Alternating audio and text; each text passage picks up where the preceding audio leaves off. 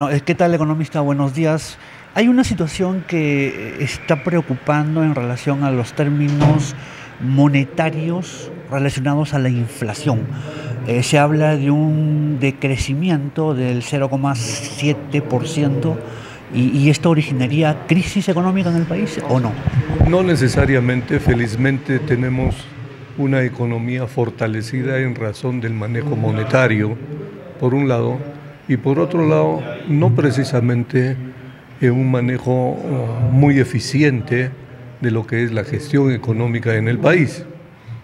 Prácticamente la economía que se traduce desde gestión, desde el MEF, está en una situación en que no se han promovido mayores inversiones, mayor cambio en la situación de invitar, por ejemplo, a la inversión privada, y solamente se tiene un escenario en el cual no precisamente tenemos un enganche entre lo que es el motor de la economía desde el Estado, el motor de la economía desde el sector privado y en general todo aquello que significa manejar y gestionar la economía en buenos términos.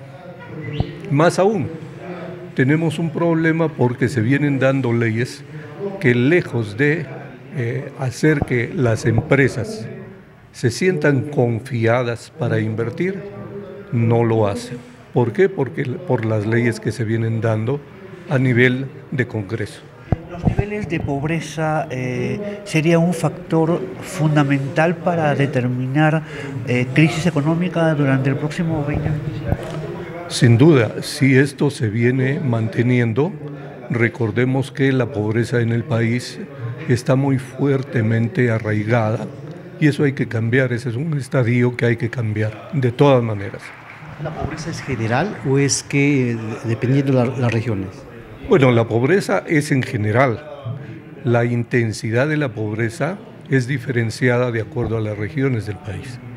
¿Qué es lo que está pasando? Porque es el tema de incompetitividad que tenemos, de la incapacidad e ineficiencia de los funcionarios, porque sabemos que recursos tenemos, ingresan miles, ¿qué digo? Miles, millones de soles a las arcas de los municipios, los gobiernos regionales, pero ahí no sabemos cómo salen, no se refleja. Entonces, ¿qué es lo que está pasando? ¿Qué cree usted?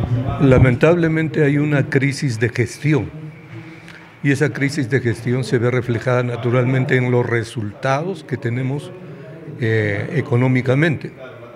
Es decir, miren qué es lo que está ocurriendo. Por ejemplo, para hablar del tema central, en Lima, ¿qué ha ocurrido últimamente?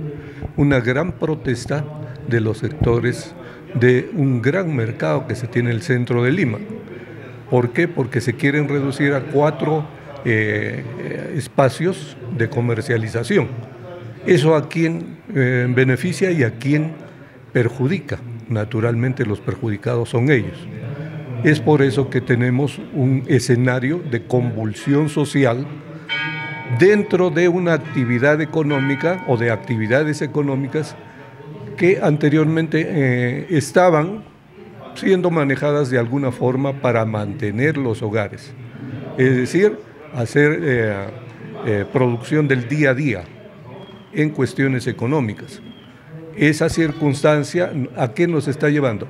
A la inseguridad en cuanto se refiere a aquello que significa confianza para invertir. ¿Cree usted que hay responsables de la pobreza en Cajamarca? Sin duda, o sea, los responsables los hay en todos los ámbitos, no solamente en Cajamarca. Para hablarlo de manera general, nuestros gobernantes, o sea, quienes de alguna forma no tienen las capacidades suficientes para hacer buena gestión, entonces van a someter a sus poblaciones a estadios como los que están sucediendo. La falta de competencia de los profesionales que tienen que ver con todas las actividades que se manejan en determinada región, en determinado departamento.